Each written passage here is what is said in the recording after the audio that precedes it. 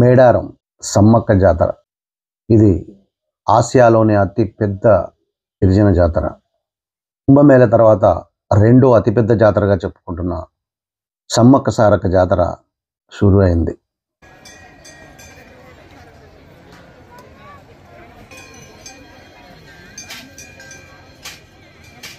ప్రతి రెండేళ్ళకొకసారి మొదలయ్యే ఈ జాతర అడవి బిడ్డలకి ఆనందోత్సవాలను రెట్టింపు చేసే జాతర. ఏసియాలోనే అతిపెద్ద జాతరగా చెప్పుకోవచ్చు మనం.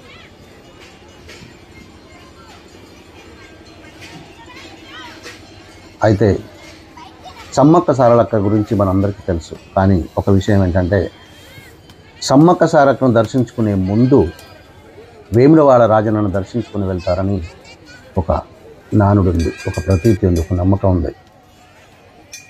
మరి ఎందుకు? జనరల్గా మనకు ఒక విషయం తెలిసినప్పుడు దాని మీద పురాణాలలో చాలా కథలు ఉన్నాయి, ఇలా ఉన్నాయి అలా ఉన్నాయని చెప్పడం చాలా ఉంటుంది. అయితే 1300లలో ఉన్న సమ్మక్కకి ఆ రాజన్నకి సంబంధం ఏంటి? సమ్మక్కను దర్శించుకోవాలంటే ముందుగా వేములవాడ రాజన్నను దర్శించుకోవాలనేది ఒకటి ప్రతీతి. ఎందుకు అంటే పురాణాలలో చాలా కథలు చెప్తున్నారు. ఏ కథలు చెప్పినా అవన్నిటికీ ఆధారాలు లేవు. మనం కల్పించుకొని చెప్పేటి నమ్మకాలు మాత్రం ఉన్నాయి. అంతే, నమ్మాలి. ఒక విషయాన్ని మనం భక్తుడు దేవుడు అన్నప్పుడే మనం నమ్ముతున్నాం. అంటే నిజంగా సమ్మక్క సారలక్క వాళ్ళు ఉన్నారు, పోరాటం చేశారు, వాళ్ళు మన కళ్ళ ముందే అలా కనుమరుగైపోయారు, వాళ్ళను వనదేవతలు అన్నారు, ఆ ఆదిజాతులు అంతా వాళ్ళు దేవతలాగా పోలిస్తున్నారు, ఇదంతా నమ్మకం. మరి సమ్మక్క సారలక్కను దర్శించుకోవాలని రావాలన్నప్పుడు అక్కడ వేములవాడ రాజన్నను ముందుగా దర్శించుకుని ఆ తర్వాతనే మనం సమ్మక్క సారలక్క దగ్గరికి రావాలని అంటున్నారు. మరి ఇది ఎంతవరకు కరెక్ట్? కథలు ఉన్నాయి, ఆ కథలు ఏందో నేను చెప్తాను. వాటిలో ఆధారాలు లేవు, నమ్మకాలు మాత్రం ఉన్నాయి. ఆ నమ్మకాన్ని తీసుకోండి. ఒకటి, సమ్మక్క శివుని బిడ్డ అంటారు. శివుని బిడ్డ కాబట్టి సమ్మక్క ముందుగా తండ్రి దగ్గరికి వెళ్ళి ఆ తర్వాత బిడ్డల దగ్గరికి రావాలనేది ఒకటి. దీనికి ఆధారాలు ఉన్నాయంటే చెప్పలేం, బట్ నమ్ముతున్నారు కాబట్టి ఉన్నాయి, నమ్మాలి. ఆ తర్వాత రాజన్న సమ్మక్క సారలక్కలకు తాత కాబట్టి ముందుగా ఆ తాత చెప్పినటువంటి ఆదుపాజ్ఞల్లో తాత చెప్పిన మాటలతో పెరిగారాలు. ఆ అడవి తల్లులు అలా అంతర్ధానం అయిపోయి దేవతలుగా వనదేవతలుగా వెలిశారు. కాబట్టి ఆ తాత అయినటువంటి వేములవాడ రాజన్న దగ్గరికి ముందుగా వెళ్ళి ఆ తర్వాత సమ్మక్క సారల దగ్గరికి రావాలనేది ఒక కథ. ఇందులో ఆధారాలు ఉన్నాయంటే లేవు, నమ్మకం మాత్రం ఉంది. ఎందుకంటే నమ్ముతున్నాం, చెప్తున్నారు, నమ్ముతున్నాం. ఇకపోతే ఇలా ఎన్నో కథలు చెప్తూ ఉంటాం. ఏది ఏమైనా దేవత నమ్ముతున్నాం అంతే. కథలు ఉన్నాయా, అవి నిజమా అంటే వాటికి ఆధారాలు చూపలేం, కానీ నమ్మాలి. సో ఇది ఈ వనదేవత సమ్మక్క సారలక్క జాతర. ప్రతి 2 ఏళ్లకు ఒకసారి వచ్చే ఈ జాతర ఈ సంవత్సరం ఫిబ్రవరి 3వ వారంలో మొదలవనుంది. దానికి తెలంగాణ ప్రభుత్వం అన్ని రకాల ఏర్పాట్లను చేసింది.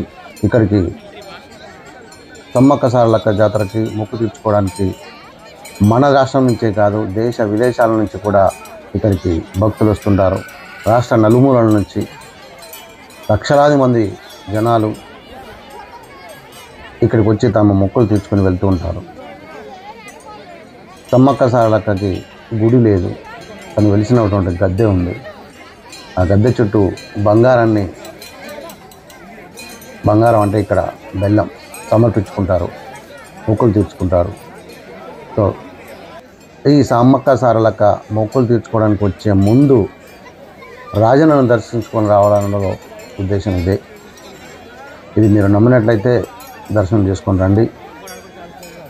దీనికి ఆధారాలు లేవు కాబట్టి మనం కంపల్సరీ అని చెప్పలేం.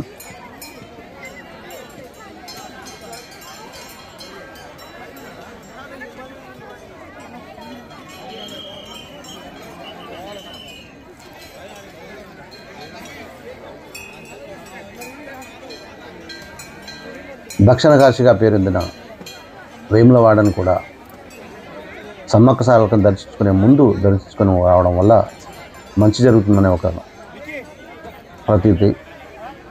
ఎన్నో రోజుల నుంచి అలా వస్తుంది కాబట్టి అలా కంటిన్యూ చేస్తున్నారు. మీరు సమ్మక్క సారలక్కను దర్శనం చేసుకోవడానికి వస్తే మీకు కూడా సమయం ఉంటే రాజన్నను దర్శించుకోండి. ఎందుకంటే పురాణాలలో చెప్తున్నారు కాబట్టి, నమ్ముతున్నాం కాబట్టి మనం కూడా అలా చేయడం అనేది మంచిది. దర్శనం చేసుకుని అక్కడ కూడా నిత్యం మరీ వేములవాడ రాజన్నను రోజుకు దాదాపు 1000 మంది దర్శించుకోవచ్చు. కానీ ఆ జాతర సమయంలో మాత్రం లక్షలాది మంది దర్శించుకుంటారు. ఇది చాలా ఇదే నిదర్శనం. సో అందుకనే మీకు కూడా సమయం ఉంటే రాజన్నను దర్శించుకోండి. శివుడు ఆజ్ఞ లేనిదే చీమైన పుట్టదన్నట్టు మనం ఆ శివుడి దగ్గరికి వెళ్ళి అయ్యా సమ్మక్క దగ్గరికి కూడా వెళ్తున్నామని చెప్పి వచ్చేసాను. ఇలాంటి లేటెస్ట్ అప్డేట్స్ కోసం చూస్తూనే ఉండండి నామాల media. Please do subscribe Namala media. Thank you.